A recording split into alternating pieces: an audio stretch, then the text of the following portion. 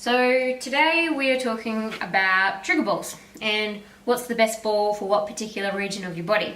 And I wanted to go through this because I think it's a really important point, because we always get asked like which one's the best, and in reality it's whatever works best for your body. That's the one that you should pick. But there's certainly times when I'll pick a spiky ball over a small ball and then a large ball over the rest of the other two.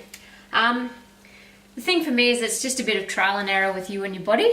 I find if it's a smaller area that you're trying to loosen off, for example, the front of your chest, I'd go the smaller ball just because it's really hard to kind of, this is just massive on my shoulder, so it doesn't really make sense to use it. Same thing with the back of your shoulder blade. So picking the smaller ball, just put those down.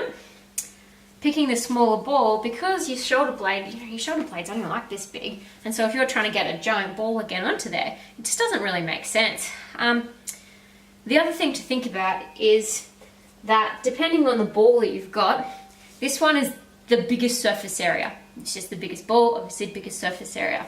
Smaller ball, smaller surface area. Spikes, smaller surface area again with each little spike. So that's why this one is the most painful. This big one's the least painful. The thing that I am constantly telling clients and my patients is that at the end of the day, people kind of want to go hardcore with their triggering, and they want like that 10 or 11 out of 10 pain, and it's just horrifically painful, and it's like, who really wants to do that? It's absurd. It doesn't make sense. We don't like pain. Our brain is not going to tell us, yes, go and put a giant ball into your back because it's painful. Whereas if you aim for that good pain, so that sort of 3, 4, 5 out of 10, and just do it consistently, you're far more likely to get results from triggering. So what that means in terms of which ball you choose is if you find that you're triggering through your ITB, which is the one where you put it in the side of your leg, hope you guys can see that right now. If that's just like for me, that's like a 3 or 4 out of 10, and that's fine. I can push in a little bit more. Yep, that hurts more, but it's still in that good pain region.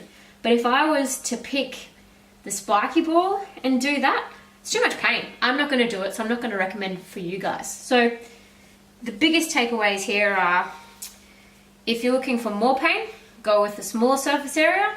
If you're looking for that good pain, pick something that's slightly larger. If it's an area of your body that's smaller, so your front of your chest, particularly if you're a small frame person, most people I'll find their shoulder blades go the smaller ball.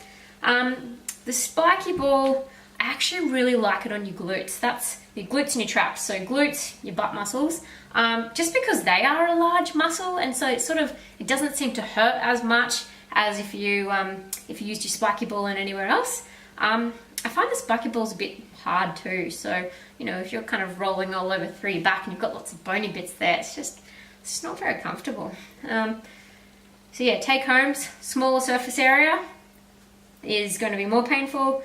Larger one, that's that good pain kind of range. So pick your ball, pick your pain threshold. 1.5 minutes per muscle group when you're trying to trigger a muscle.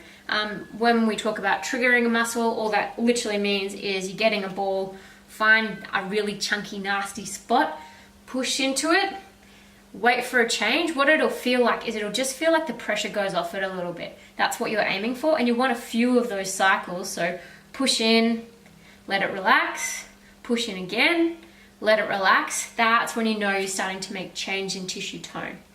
I think that about sums it up, really. Happy triggering.